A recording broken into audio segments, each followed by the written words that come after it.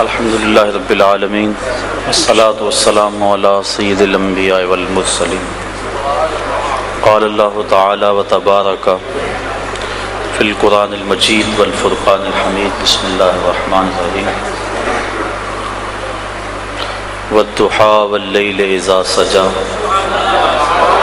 آمنت باللہ صدق اللہ مولانا العظیم وصدق رسولہ النبی الکریم الرؤوف الرحیم اللہم نور قلوبنا بالقرآن وزین اخلاقنا بالقرآن وادخلنا الجنۃ بالقرآن ونجنا من النار بالقرآن قال اللہ تعالی وتبارک فی شان حبیبہ مخبرا وعامرا ان اللہ وملائکتہ یصلون علی النبی یا ایھا الذین آمنوا صلوا علیہ وسلموا تسلیما الصلاۃ والسلام علیک یا رسول اللہ وعلی آلک واصحابک یا حبیب اللہ الصلاۃ والسلام علیک یا رسول اللہ وعلی آلک واصحابک یا محبوب رب العالمین۔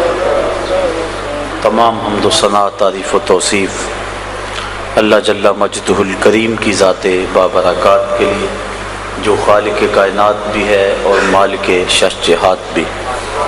اللہ جل وعلا کی حمد و ثنا کے بعد حضور نبی اکرم، شفیع امم، رسول محتشم، نبی مکرم، اللہ کے پیارے، امت کے سہارے، رب کے محبوب، دانائے غیوب، مالک رقاب امم، فخر عرب و عجم، والی کون و مکان، سیاہ لا مکان، سید انس و جان، سرور لالا رخاں، نیر تاباں، سرنشین مہوشاں، ماہ خوباں، شہنشاہ حسینہ، تتمہ دوراں، سرخیل زہرہ جمالاں، جلوہ صبح ازل، نور ذات لم یزل، باعث تکوین عالم، فخر آدم و بنی آدم، نیر بطحا، رازدار ما اوہا، شاہد ما طغا، صاحب علم نشرہ، معصوم آمنہ احمد مجتبی، حضرت محمد مصطفیٰ صلی اللہ علیہ وسلم کے حضور ناز میں اپنی محبتوں کا نیاز پیش کرنے کے بعد، واجب الاحترام ذوی الاحتشام برادران اسلام، السلام علیکم ورحمۃ اللہ وبرکاتہ۔ آپ کی اس مرکزی جامع مسجد شان اسلام میں حضور شفیع امم، رسول محتشم، نبی مکرم صلی اللہ علیہ وسلم کی نعت کے حوالے سے آج جو خوبصورت محفل پاک منعقد ہوئی، مجھے بھی حاضری کا شرف نصیب ہوا۔ اس سے پہلے بھی یہاں میں حاضر ہوتا رہتا ہوں۔ اللہ تعالیٰ زبان پہ کلمت الحق جاری فرمائے اور حضور کی محبتوں کی فراوانی ہم سب کو نصیب فرمائے، اور محبت کا جو نتیجہ ہے عمل اور اطاعت، اس سے ہم سب کو مالا مال فرمائے۔ جو ہمارے لفظ زبان سے نکلتے ہیں وہ عمل کا روپ دھار لیں اور ہم چلتے پھرتے حضور کی سنت سیرت کا مجسمہ نظر آئیں۔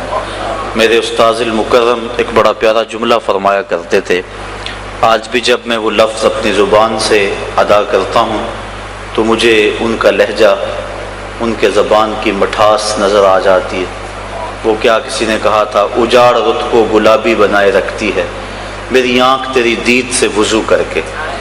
تو مجھے وہ ان کا انداز کہنے کا، جو ان کی حیت تھی، وہ آنکھوں کے سامنے سارا نقشہ گھوم جاتا ہے۔ تو وہ فرمایا کرتے تھے، یہ نہ ہو کہ لوگ تمہیں پوچھے تم کون ہوتے ہو اور تمہیں بتانا پڑے کہ ہم مسلمان ہوتے ہیں۔ یہ دیکھو مذہب کے خانے میں اسلام لکھا ہوا ہے۔ آپ فرمایا کرتے تھے، نہ کسی کو پوچھنا پڑے نہ کسی کو بتانا پڑے، تمہاری شکل و صورت، وضاحت، اٹھنا بیٹھنا ایسا ہو کہ تم دور سے چلے آ رہے ہو، لوگ کہیں وہ دیکھو آقا کا غلام آ رہا ہے۔ ہماری پہچان، ہماری معرفت ہی ایسی ہو، اور یہ اتنی پیاری معرفت ہے۔ کتاب کا نام ہے البشر الکئیب بلقاء الحبیب، امام سیوطی کی مصنفہ ہے۔ آپ نے لکھا ہے کہ ایک شخص قبر میں گیا تو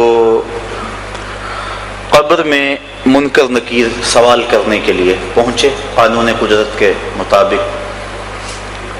من ربوں کا ما دینوں کا سوال شروع ہوا تو اس کی داڑھی کے جو سفید بال تھے وہاں وہ مہندی لگایا کرتا تھا، چونکہ حضور مبارک کی داڑھی پاک میں 18 سے 22 تک سفید بال تھے. مختلف روایتیں موجود ہیں، بعض نے 18 لکھا ہے، بعض نے 20 لکھا ہے، بعض نے 22 لکھا ہے، مختلف روایتیں موجود ہیں.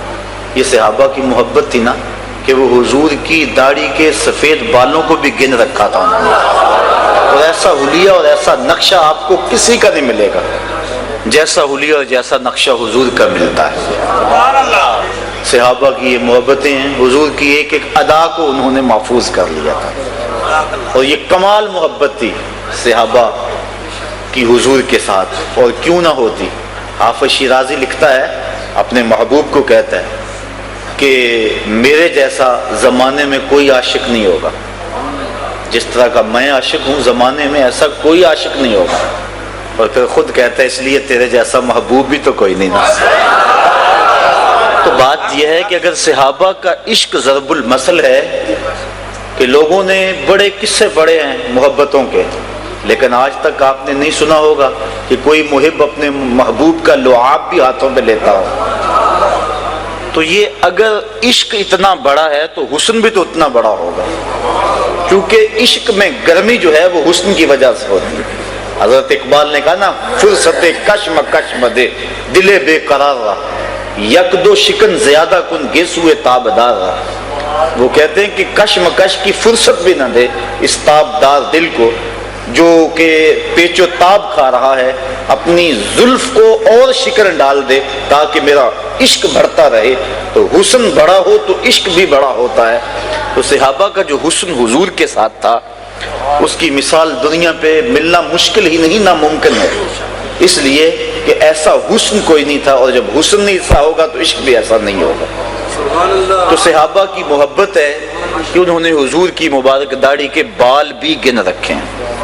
18 سے لے کر 22 تک حضور کی داڑھی مبارک میں سفید بال تھے، اور ان بالوں کو حضور سرخ مہندی کا وسمہ کرتے تھے. اب اس سنت کو ادا کرتے ہوئے وہ مرنے والا بھی اپنی داڑھی کی سفید بالوں کو اس نے سرخ مہندی سے وسمہ کیا ہوا تھا. جب نکیرین آئے، ایک نے پوچھا من ربوں کا ما دینوں کا سوال شروع کیے، دوسرے نے بازو سے پکڑ کر ایک اپنے ساتھی کو پیچھے ہٹاتے ہوئے اس کی داڑھی کی طرف اشارہ کیا، کہا تجھے نظر نہیں آ رہا کہ اس کے چہرے میں اسلام کا نور چمک رہا ہے؟ تو اس سے سوال کر رہا ہے، تجھے نظر نہیں آ رہا کہ اس کے چہرے میں اسلام کا نور چمک رہا ہے؟ کاش کہ ہماری پہچان ایسی بن جائے. میں کہتا ہوں ہمارا جیسا عقیدہ ہے نا، ایسا عقیدہ کسی کے پاس نہیں ہے. اس پہ دلائل موجود ہیں الحمدللہ. آپ سروے کر کے دیکھ لیں، غیر جانبدار ہو کے دیکھ لیں. نہیں تو ایک میں بات کیا کرتا ہوں کہ 300 سال کی کتابیں چھوڑ دیں. یہ جو 3 سال ساری خرابی عموماً ان 300 سالوں میں آئی ہے. اس سے قبل کی کتابیں پڑھ لیں، تفاسیر پڑھ لیں، احادیث پڑھ لیں، اس سے قبل محققین کی تصانیف پڑھ لیں، تو آپ کو پتہ چل جائے گا کہ سچائی کیا ہے. اور یہ ایک الگ مضمون ہے اور ایک الگ عنوان ہے. تو اللہ تعالیٰ نے بڑا ستھرا، سچا اور پاکیزہ ہم کو عقیدہ عطا کیا ہے. حضور کا نام سن کر ابھی آپ مچل رہے تھے اور اب بھی مچل رہے ہیں، یہ علامت محبت ہے. لوگ پوچھتے ہیں نا جی تم میلاد کرتے ہو، کہاں لکھا ہوا ہے؟ یہ محفل نعت کہاں لکھی ہوئی ہے؟ تو اس کے دلائل موجود ہیں، لیکن میں اپنے لہجے میں کہا کرتا ہوں کہ یہ ہو سکتا ہے کہ پھول کا تذکرہ چھڑا ہو، بلبل دلیلیں مانگ رہا ہو. یہ کیسے ہو سکتا ہے کہ بات شمع کی چل رہی ہو اور پروانہ کہے کہ لکھا کہاں ہوا ہے؟ اور یہ بھی ممکن نہیں کہ بات محبوب کی ہو رہی ہو اور محب دلیلیں ڈھونڈتا پھرے کہ محبوب کی تعریف کے لیے بھی مجھے دلیل فراہم کرو. دیکھو تو صحیح، حضور کا نام سن کے جس کا چہرہ کھلتا نہیں، جس کے چہرے پہ طمانیت کا نور نہیں پھیلتا، جس کی آنکھوں کی پتلیاں خوشی سے چڑھ نہیں جاتی، تو آپ سمجھ لیں کہ اس کے اندر کچھ بھی نہیں ہے، اندر اس کا خالی ہے. زبان پہ کلمہ ہے لیکن سینے میں نہیں اترا. اس کا دل نور ایمان سے خالی ہے. یہ ہو ہی نہیں سکتا کہ ذکر حضور کا ہو اور کلیجے میں ٹھنڈ نہ پڑے. حضرت شیخ مہدی الفاسی مطالع المسرات شرح دلائل الخیرات میں لکھتے ہیں، فرماتے ہیں حضور کا تذکرہ سن کے جس کے دل میں تسکین نہ پہنچے اس کے سینے میں دھڑکتا ہوا دل کسی مومن کا دل ہی نہیں ہے. یہ ہو ہی نہیں سکتا کہ اس کو تسکین نہ پہنچے. میں کسی دور میں ایک نعت مجھے یاد آ گئی، کبھی کبھی فرصت ملے، آج کل تو خیر فرصت ہی نہیں ہے تو لکھنے کا بھی کبھی شوق ہے، تو ایک نعت پرانی یاد آ گئی کہ مشکلیں کافور ہوں غم سے رہا ہو جائیے، مشکلیں کافور ہوں غم سے رہا ہو جائیے، شہنشاہی چھوڑ کر ان کے گدا ہو جائیے. تو اگلا شعر ہے جس کے لیے میں نے یہ نعت کو چھیڑا. یاد احمد باعث تسکین جاں ہے دوستو، یاد احمد باعث تسکین جاں ہے دوستو، آفتیں جب گھیر لیں مدحت سرا ہو جائیے، آفتیں جب گھیر لیں مدحت سرا ہو جائیے، اور بن کے رہیے ان کے در کے ہی ادنا فقیر، بن کے رہیے ان کے در کے ہی ادنا فقیر، گرد کوئے جانا پر جان سے فدا ہو جائیے. اور غالب کا ایک شعر ہے کہ عشق بتاں فکر معاش، اس مختصر سی زندگی میں وہ کہتا ہے کیا کیا کریں، کتنے کام ہیں. تو اس شعر میں اس کا جواب دیا گیا ہے. یاد ہائے رفتگاں عشق بتاں فکر معاش، کس مصیبت میں پھنسے ہو با خدا ہو جائیے، اور ان کی ہر سنت ہو ثاقب جان و دل سے بھی عزیز، ان کی ہر سنت ہو ثاقب جان و دل سے بھی عزیز، مصطفیٰ کی ذات میں ایسے فنا ہو جائیے. تو بات یہ ہے کہ نبی کا تذکرہ یقیناً روح کو قرار دیتا ہے اور قلب کی تسکین کا سبب ہے، اور اہل ایمان حضور کے ذکر کی خوشبو سے اپنے مشام جاں کو معطر کرتے رہتے ہیں، اور یہ بہانے تلاش کرتے ہیں، کوئی بہانہ ملے تو حضور کا ذکر چھڑے، اور حضور کا جب ذکر چھڑتا ہے تو خوشبو پھیلتی ہے، ماحول کے اندر ایک نور پھیلتا ہے. جہاں محافل ہوتی ہیں لگتا ہے جیسا رحمتوں کی برسات ہو رہی ہے اور کرم کی برکھا برس رہی ہے. آپ اس کا ادراک کریں، احساسات کی آنکھیں کھولیں، اور آپ کو محسوس ہوگا کہ جہاں ذکر خدا ہے وہاں نزول رحمت باری ہے، جہاں ذکر مصطفیٰ ہے وہاں نزول رحمت باری ہے. جہاں نبی کا نام لیا جائے، یقیناً یہ نام ہی ایسا ہے، کتنا میٹھا نام ہے یہ حضور کا نام. یہ نام کوئی کام بگڑنے نہیں دیتا، بگڑے بھی بنا دیتا ہے نام محمد. جب لبوں پہ یہ نام سج جاتا ہے تو نطق ایک دوسرے کے دونوں ہونٹ بوسے لیتے ہیں. اور نام ہی ایسا ہے، اگر کوئی تعریف نہ بھی کرنا چاہے نام ہی لے گا تو اس میں تعریف ہے. کیونکہ محمد کا معنی یہ ہے الذی یحمد حمدن بعد حمدن، مرتن بعد مرتن، کرتن بعد کرتن. محمد وہ ہوتا ہے جس کی بار بار تعریف کی جائے، حتیٰ کہ تعریف کی اپنی تعریف ختم ہو جائے. محمد وہ ہوتا ہے جس کی تعریف ختم نہ ہو. چشمے سوکھ جائیں، کلمے ٹوٹ جائیں، کاغذ ختم ہو جائیں، محمد وہ ہوتا ہے جس کی تعریف ختم نہ ہو. بڑی حیرت ہوتی ہے جب لوگ کلمہ بھی پڑھتے ہیں اور پھر خامیاں بھی نکالنے بیٹھ جاتے ہیں. یہ تو کافروں نے بھی کہا، عجیب بات ہے، محمد بھی کہتے تو گالیاں بھی دیتے. ایک بات کرو، یا تو محمد کہنا چھوڑ دو یا گالیاں دینا چھوڑ دو. اگر کوئی کہے کہ پھول خوبصورت نہیں، یہ تو بات نہیں بنتی. پھول بھی کہہ رہے اور کہہ رہے خوبصورت بھی نہیں. حسن تو پھول کی ایک ایک درز میں رکھا گیا ہے، اس کی نزاکتوں کے اندر حسن بھر دیا گیا ہے. اور کہے پھول بھی اور خوبصورت بھی نہیں، کہے محمد اور پھر نقص بھی نکالے. کیونکہ اہل زبان تھے نا، وہ سمجھتے تھے کہ یہ جو ہے وہ باب تفعیل سے ہے، اور تفعیل کثرت ماخذ چاہتا ہے. اس لیے محمد کا معنی کثرت تحمید ہے، کثرت تعریف ہے، خوبیوں کی کثرت کے مجموعے کو محمد کہتے ہیں. تو یہ عجیب بات ہے کہ یہ لفظ بول کے پھر تنقید کرتے ہو. کہا یہ بات جچتی نہیں ہے. اچھا چلو ٹھیک ہے، نام بدل لیتے ہیں. انہوں نے اپنے طور پہ نام بدل لیا اور کہنا شروع کر دیا مزمم، معاذ اللہ. اس کا معنی بار بار مذمت کیا گیا. یہ اس کے الٹ اپنے طور پہ انہوں نے نام رکھا. کتب سیر میں یہ واقعہ موجود ہے. اور پھر وہ اس انداز کے ساتھ محمد نہیں کہتے تھے، مزمم کہتے تھے، اور پھر اپنے دل کی آگ نکالتے تھے. اس طرح ایک صحابی نے سنا، حضور کی خدمت میں بھاگا آیا، حضور وہ مزمم کہہ کہہ کے گالیاں دے رہے ہیں. آقا کریم فرمایا تم کیوں پریشان ہو، یلعنون مذمما ویشتمون مذمما وانا محمد. وہ کسی مذمم کو گالیاں دیتے ہوں گے، میرے اللہ نے تو مجھ کو محمد بنایا. تو محمد ہوتا ہی وہ ہے جس کی تعریف ہی کی جائے. ساری رات ہو جائے، سحر ہو جائے، اللہ اکبر یہ ذکر کر بھی ختم نہیں ہوتا، بلکہ سحر کو بندہ خود ہی ہاتھ جوڑ کے کھڑے ہو جاتا ہے. دل کے ارمان پورے ہوئے تھے ابھی، یہ غضب ہو گیا کہ سحر ہو گئی. ان کی زلفیں جدھر بھی بکھرتی گئیں، گیت گاتی ہوئی شب ادھر ہو گئی. ان کی آنکھوں میں ایسا نشہ تھا فراز، جس نے دیکھا وہی لڑکھڑاتا گیا. اس طرف ہی بہاروں کے رخ پھر گئے، جس طرف کے نشیلی نظر ہو گئی. چاند گہنا گیا، مہر شرما گیا، حسن ہر ایک شے کا سوا ہو گیا. ان کے آنے کا یارو مزہ آ گیا، پوری دنیا ہی شیر و شکر ہو گئی. کن کی کنجی ہے جس کی زباں وہ نبی، جس کی قرآن ہے داستاں وہ نبی. ان کی نظروں کی وسعت کی کیا بات ہے، جب بنی ہم پہ ان کو خبر ہو گئی. تو راتیں بیت جائیں، لمحے سمٹ جائیں. علماء نے بڑی بڑی ضخیم کتابیں لکھی ہیں اور اتنے تذکرے پھیلے ہیں حضور کے، اللہ اکبر. اور پھر حضور کا جب تذکرہ کرنے کے لیے قلم کاغذ پہ آتا ہے تو لگتا ہے کاغذ پہ سجدے کر رہا ہے، پھر حضور کی تعریف بنتی ہے نا.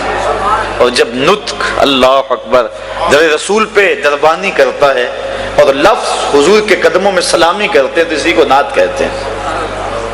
حسرت حسین حسرت نے تو اپنے انداز میں نعت کو بیان کیا ہے. وہ کہتا ہے زباں ہو محو توصیف و ثنا تو نعت کہتا ہوں. زباں ہو محو توصیف و ثنا تو نعت کہتا ہوں. بنے جب دھڑکنے صلی اللہ تو نعت کہتا ہوں. جب دل کا ایک ایک تار نبی نبی بولے تو پھر نعت بنتی ہے نا. جب تن من ہر سمت وہ روشنی اور وہ اجالے پھیل جائیں تو پھر نعت بنتی ہے. تو نعت روشنی کا نام ہے، نور و نکھت کا نام ہے، اجالوں اور ضیاؤں اور خوشبوؤں کا نام ہے. اور اندھیری رات کے اندر طلوع سحر کا نام نعت ہے. اور اہل ایمان شروع سے نعت پڑھتے آئے ہیں اور اپنی محبتوں کا اظہار کرتے آئے ہیں. اللہ کے محبوب علیہ الصلوۃ والسلام نے جب فتح مکہ کیا، آپ جانتے ہیں کہ وہ منظر اسلام کا شاندار اور شوکت والا دن تھا، لیکن حضور علیہ السلام کی پیشانی یوں جھکی ہے کہ اونٹ کے کجاوے کے ساتھ حضور کی پیشانی لگی ہوئی ہے. حضور نے سب کو معاف کر دیا. جب سب حاضر ہو کے کانپ رہے تھے، اجریاں پھینکنے والے، پتھر مارنے والے، گڑھے کھودنے والے، گلے میں کپڑا ڈالنے والے قطاروں میں تھے، سب کانپ رہے تھے، پتہ نہیں کیا سلوک ہوگا. تو زبان نبوت سے کیا جملے نکلے؟ اللہ اکبر، اذهبوا انتم الطلقاء لا تثریب علیکم اليوم، جاؤ چلے جاؤ، میں تمہیں کچھ نہیں کہتا، تم آزاد ہو. آج میں وہی کہوں گا جو جناب یوسف نے اپنے بھائیوں سے کہا تھا. اللہ. پھر فرمایا عثمان بن طلحہ کہاں ہے؟ عثمان بن طلحہ کعبہ کا کنجی بردار تھا، اس کو بلایا گیا.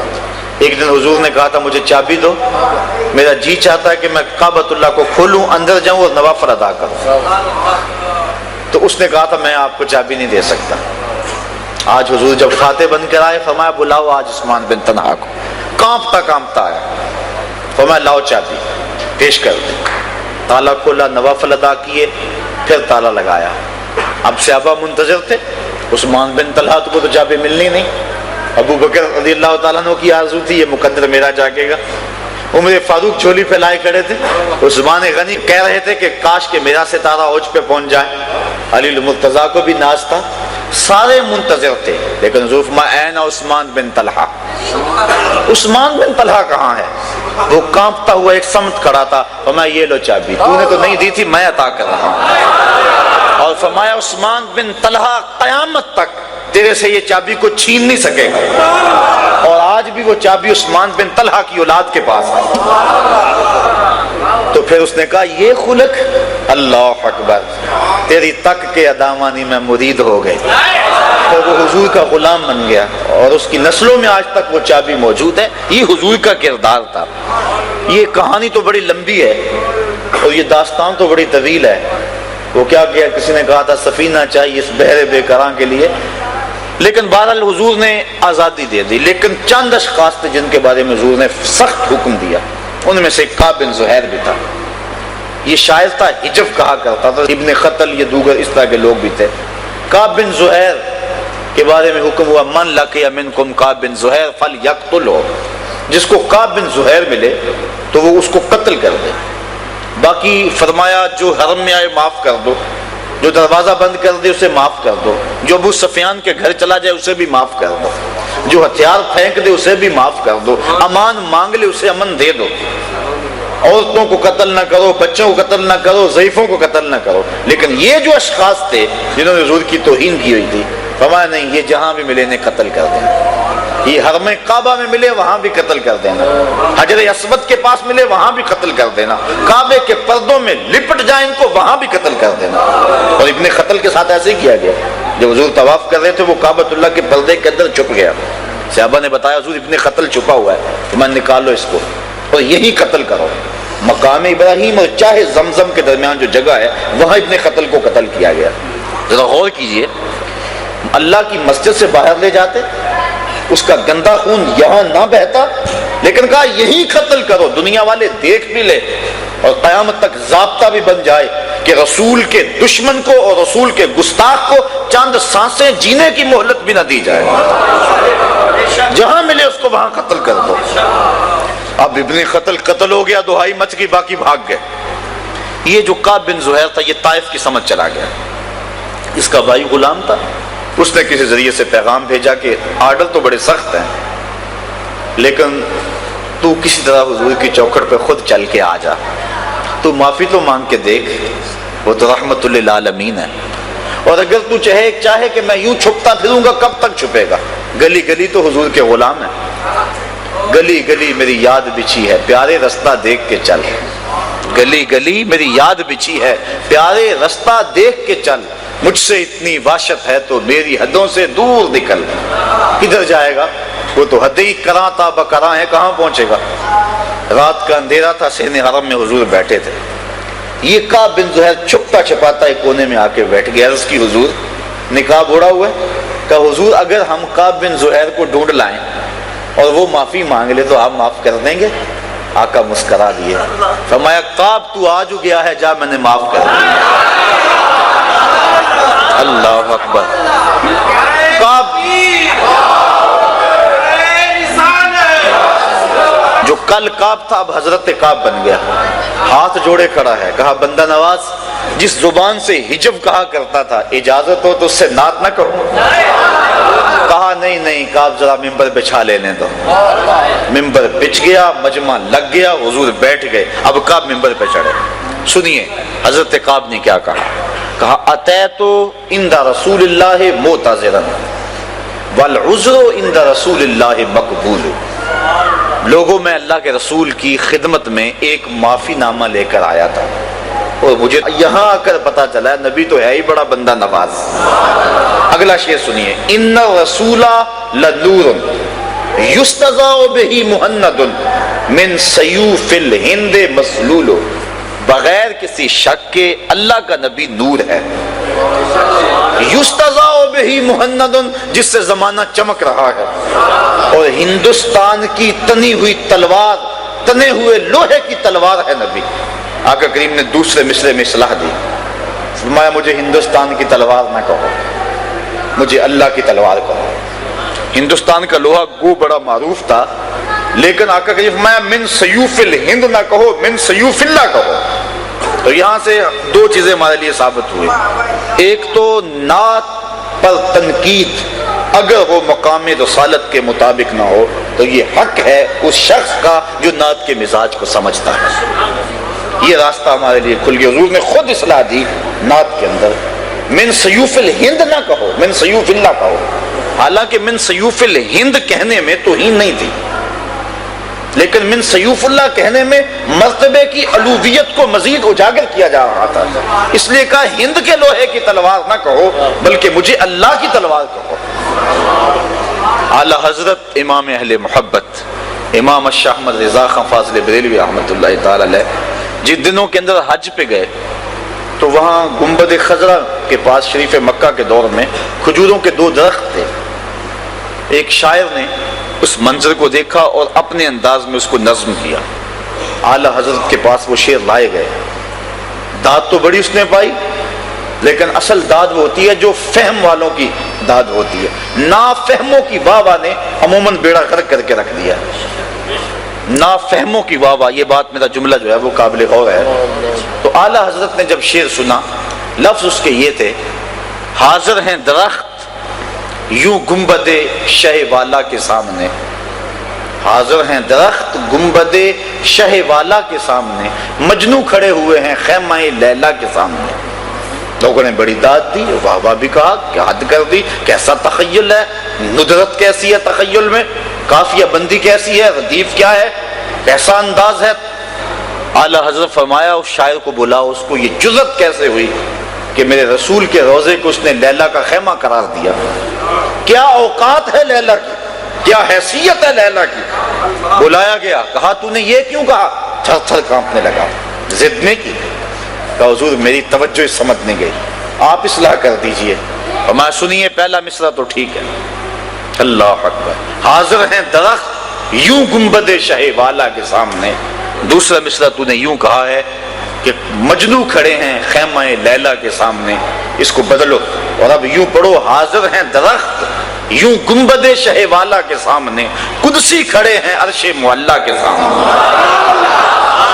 سخن شاعری شہر یار اپنی جگہ، سخن شاعری شہر یار اپنی جگہ، نعت کہنے کو احمد رضا چاہیے۔ میں ایک مثال دیا کرتا ہوں اعلیٰ حضرت کی، ہر شاعر کا مزاج ہے کہ وہ اپنے محبوب کی زلفوں کو رات کہے اور اس کے چہرے کو دن کہے، اور یہ پرانی روایت چلی آ رہی ہے شاعری کی۔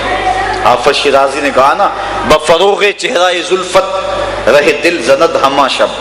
توجہ ہے نا آپ کی، بات مشکل تو نہیں ہو رہی۔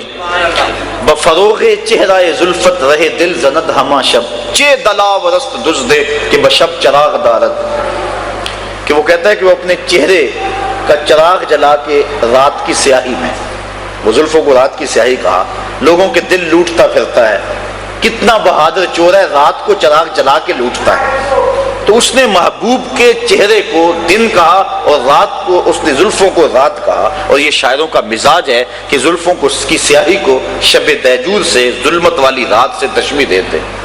اعلیٰ حضرت کا جی بھی چاہا کہ میں بھی اپنے محبوب کی زلفوں کو رات کہہ لوں، لیکن پھر ہمت نہیں بڑھ رہی۔ پھر اعلیٰ حضرت کے ذوق نے مدد کی، یاوری کی، کہا اچھا میں حضور کے مبارک بالوں کو رات نہیں کہتا، چلو لیلۃ القدر کہہ لیتا۔ حضور جب مانگ نکالتے تھے درمیان سے، سیدھی مانگ، مستقیم مانگ، تو اعلیٰ حضرت نے اس کو نظم کیا، فرمایا: لیلۃ القدر میں مطلع الفجر حق، مانگ کی استقامت پہ لاکھوں سلام۔ کہ حضور کی سر انور میں مانگ یوں ہے جس طرح لیلۃ القدر میں پو پھٹ رہی ہے۔ تو جو منظر وہ ہوتا ہے وہ حضور علیہ الصلوۃ والسلام کی جو ہے وہ زلفوں کا اور حضور کی مانگ کا منظر ہے۔ تو یہ نعت کا، چونکہ موجودہ دور میں ہمارے ثنا خان بھی محترم تشریف فرمائے ہیں اور اس پہ بڑی محنت کی ضرورت ہے، کیونکہ ایک تو ایسے ایسے شاعر آ گئے ہیں میدان میں کہ جن کو اسلوب کا علم نہیں ہے۔ میں پچھلے دن ایک شعر سن رہا تھا، میں نے پہلے بھی اس پہ بات کی ہے، وہ پتہ نہیں کس قسم کا وہ شعر ہے، اس کا آخری مفہوم ہے کہ رب آکھے سونا میں بخشاں گا امت بس تو نکی جی ہاں کر دے۔ ایک تو دیکھو کیسا بازاری لفظ ہے، اور نعت میں اس کو جو ہے وہ کس طرح مندرج کیا گیا ہے۔ اور پھر اس نعت کا جو تاثر ہے وہ یہ ہے کہ رب بخشنا چاہتا ہے، محبوب ہاں نہیں کر رہے۔ رب کہتا ہے میں بخشوں گا تو ہاں کر، جبکہ معاملہ تو یہ ہے کہ محبوب عرض کر رہے ہیں رب حبلی امتی امت۔ تو یہ باب معاملہ کدھر اور معاملہ کس طرح الٹ کے رکھ دیا گیا، لیکن پڑھنے والے بھی پڑھ رہے ہیں اور سننے والے بھی سبحان اللہ پکار رہے ہیں، نہ پڑھنے والوں کو سمجھ آ رہی ہے نہ سننے والوں کو سمجھ آ رہی ہے۔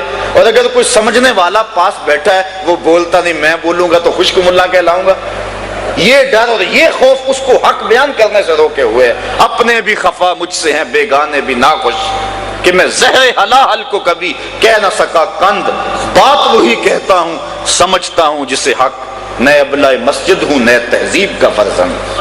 انسان کو حق کہہ دینا چاہیے، اور نعت کے معاملے میں یہ بڑا نازک میدان ہے۔ عرفی ایک شاعر ہوا ہے، وہ کہتا ہے عرفی مشتاب کی رہے ناتست نہ سہرا، عرفی مت دوڑ، یہ نعت کا میدان ہے، کوئی صحرا نہیں ہے کہ منہ اٹھا کے جدھر مرضی چل دے اور جو مرضی کہتا پھرے. یہاں قدم قدم پہ احتیاط ہے. ادب گاہیز زیر آسماں از عرش نازک تر، نفس گم کردہ می آید جنید و با یزیدین جا. نفس گم کردہ می آید جنید و با یزیدین جا. یہ شعر عزت بخاری کا ہے، لیکن علامہ اقبال اس کو اپنے کلام میں درج کیا ہے. اتنا پیارا شعر لگا. وہ کہتے ہیں کہ یہ تو وہ بارگاہ ہے کہ با یزید بستامی رحمت اللہ تعالی علیہ اور جنید بغدادی رحمت اللہ تعالی علیہ جب اس چوکھٹ پہ آتے ہیں تو سانسوں کو روک کے آتے ہیں. یہاں تو سانسوں کا شور بھی بے ادبی ہے، لے سانس بھی آہستہ کے دربار نبی ہے. یہ حضور کی چوکھٹ ہے، یہاں سانسوں کی جو چال ہے اس میں بھی فرق نہ آنے پائے اور وہ بھی بے ترتیب نہ ہونے پائے. اور یہاں تو سانسوں کا شور بھی بے ادبی تصور ہوتا ہے. تو نعت خان جب نعت پڑھ رہا ہو اس کے تصور میں ہو کہ میں حضور کے مواجہ کے سامنے کھڑا ہوں، اور پھر اس تصور میں ڈوب کے اپنے الفاظ کے زیر و بم اور اپنے کلام کا انتخاب کرے، اور پھر اس کی جب دھڑکنیں صلی اللہ بن جائیں تو اس کی زبان سے نکلا ایک ایک جملہ دلوں میں ترازو ہوتا چلا جائے گا اور وہ نعت صاحب نعت کے قریب کر دے گی. اور جب نعت سے اٹھنے والے گھروں کو لوٹ رہے ہوں گے وہ سینے میں عشق رسول کی دولت لے چکے ہوں گے. کاش کہ ہم جو ہے وہ اپنے نعت کے انداز کو اس انداز سے مرتب کریں کہ حضور علیہ الصلوۃ والسلام کی محبت کے پھیلانے کا نعت ذریعہ بنے، نہ کہ اس کو گانے کی دھن پہ.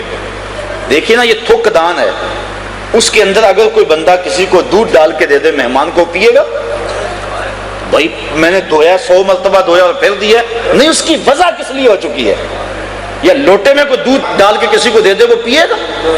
جی لوٹا پاک ابھی بازار سے خرید کے لایا ہوں، لیکن نہیں، لوٹے کی وجہ کسی اور مقصد کے لیے، تھوک دان کی وجہ کسی اور مقصد کے لیے، اس میں اب دودھ نہیں پیا جا سکتا. جو طرز متبذل ہوگی ہے کسی گانے کے لیے، اللہ کے نبی کی نعت کا تقدس یہ ہے کہ اس طرز میں پھر نعت نہ پڑی جائے. یہ بات ذہن میں رکھیں. اور دوسری بات یہ ہوتی ہے کہ جب اس متبذل طرز میں جب نعت پڑی جا رہی ہوتی ہے تو کچھ لوگوں کے اندر گانا چل رہا ہوتا ہے، باہر نعت چل رہی ہوتی ہے. تو یہ نعت کی حرمت کے خلاف ہے، نعت کی عزت اور نعت کے وقار کے خلاف ہے کہ نعت پڑھتے ہوئے جو ہے وہ انسان کی جو ہے سوچ اور فکر کہیں اور گئی ہو. نعت پڑھتے ہوئے نظر گنبد خضرا کی طرف ہونی چاہیے. تو اس بات کا ذرا جو ہے وہ ہمارے معاشرے میں اس کی بہت ضرورت ہے. اور میں پہلے عرض کر چکا ہوں اقبال کے لہجے میں، اپنے بھی خفا مجھ سے بڑے لوگ ناراض ہو جاتے ہیں، اپنے بھی اور بیگانے بھی، لیکن اس سے غرض نہیں ہے. اس سے غرض نہیں ہے کہ کون ناراض ہوتا ہے، گنبد خضرا کا مکین ناراض نہ ہو تو حضور خوش ہو جائیں. وہ کیا کہا تھا کہ میں کھو جاؤں حشر کی بھیڑ میں تو آپ فرمائیں، میں کھو جاؤں حشر کی بھیڑ میں تو آپ فرمائیں، ہمارے در کا ثاقب تھا گدھا ہم نے نہیں دیکھا، ہمارے در کا ثاقب تھا گدھا ہم نے نہیں دیکھا. تو کاش کہ وہ حضور علیہ السلام پہچان لیں اور حضور کی شفاعت بندے کو نصیب ہو جائے. تو یہ نعت کے اسلوب ہیں. تو میں نے یہ بات عرض کی کہ یہ تنقید کا جو راستہ کھلا ہے یہ حضور نے کہا، من سیوف الہند نہ کہو، من سیوف اللہ کہو. ایک تو بات یہ مضمون بھی کافی تفصیل طلب ہے، اس پہ بہت کچھ کہا جا سکتا ہے، لیکن وقت کی نزاکتیں ہمارے سناخواں تشریف فرمائیں اور یقیناً آپ محظوظ ہوں گے. میں اپنی بات کو لمبا کر کے اکتاہٹ کا سامان نہیں کروں گا. دوسری بات یہ ہے کہ پہلے شعر میں حضور نے تنقید نہیں کی، تنقید حضور نے دوسرے شعر میں کی، اصلاح دوسرے شعر میں دی جہاں من سیوف الہند کہا تھا. اور پہلا شعر کیا تھا؟ ان الرسول لنور یستضاء بہ مہند. نبی ایسا نور ہے، ایسی روشنی ہے، ایسا اجالا ہے جس کے دم سے سارا زمانہ چمک رہا ہے. یہ کون کہہ رہا ہے؟ کعب بن زہیر.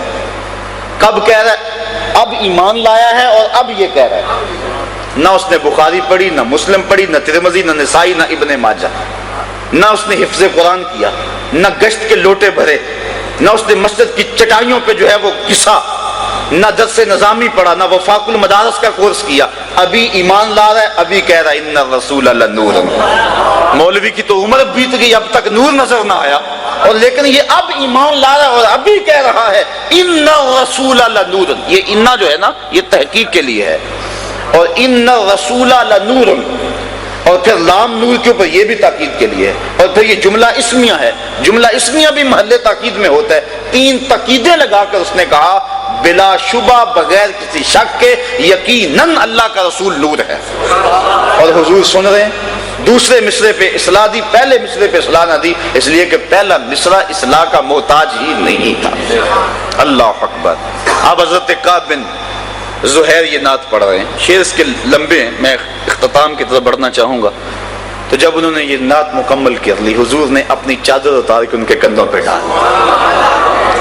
اللہ اکبر۔ ان الرسول لنور یستضاء بہ محمد۔ اور حضور جس کو پسند فرما لیں، اللہ اکبر۔ ادیم طائف نالین پاکن شراکز رشتہ جہاں ماکن۔ اللہ اکبر۔ ایک شاعر کہتا، جامی کہہ رہے ہیں، کہتے ہیں حضور آپ طائف کے بازار کی بنی ہوئی اس کے چمڑے کا بنا ہوا نالین پہنتے، تو پھر کرتے کیا؟ اللہ اکبر۔ اس میں جو تسمے ہیں وہ میرے چمڑے کے نہیں، تسمے میرے چمڑے کے نہیں بلکہ میری جان کے تسمے ڈالتے۔ اور کبھی کہتے ہیں حضور کاش آپ کی گلی کے کتے کا نام جامی ہوتا اور آپ کبھی اسے جامی کہہ کے پکارتے۔ اور ایک شاعر کہہ رہا ہے، یا لیتنی کنت تربہ طیبتکم فالتسمت نعالک ذاک قدی۔ بہت بڑا کہنے والا شخص ہے، کہتا کاش میں مولوی نہ ہوتا، کاش میں پیر نہ ہوتا، مدینے کی گلی کی مٹی ہوتا، حضور گزرتے میں قدموں کو چوم لیتا۔ اہل محبت کے لیے یہی اعزاز و افتخار ہے کہ وہ حضور کے قدموں تک پہنچ جائیں۔ شاید اسی کا نام ہے توہین جستجو، وہ منزل کی تلاش تیرے نقش کف پا کے بعد۔ جو یہاں تک پہنچ گیا وہ فراز عرش کی عظمتوں تک پہنچ گیا، اور جو نبی کے قدموں تک نہیں پہنچا اس نے کہیں بھی رسائی حاصل نہیں کی۔ تو آئیے ہم حضور علیہ الصلوۃ والسلام کی محبتیں اور حضور کی الفتیں اپنے دل کے ایک ایک پرت میں سجا لیں۔ جس آیت کو میں نے اپنی گفتگو کا عنوان ٹھہرایا تھا تو اس پہ گفتگو انشاءاللہ ادھار رہی، آنا جانا تو آپ کے یہاں لگا رہتا ہے۔ اسی بات پہ اپنی گفتگو کو سمیٹتا ہوں۔ جی چاہتا ہے اس رات نو میں محشر دی فجر تک روک لواں، جے بس چلے میرا تے سونے نو حشر تک روک لواں۔ نہ نظر کرم دی چاہت مکے، نہ بات مکے، نہ رات مکے، مگر دل کے ارمان پورے ہوئے تھے ابھی، یہ غضب ہو گیا کہ سحر ہو گئی۔ یا ایک شاعر کہتا ہے کہ وسعت دل تو بہت تھی لیکن وسعت صحرا کم ہے، اس لیے مجھ کو تڑپنے کی تمنا کم ہے۔ اللہ میرے ٹوٹے پھوٹے لفظوں کو عصر کی شیرینی ڈال کر دلوں میں اتار دے اور اپنے محبوب کی غلامی میں ہمیں قبول کرے۔ وآخر دعوانا ان الحمد للہ رب العالمین۔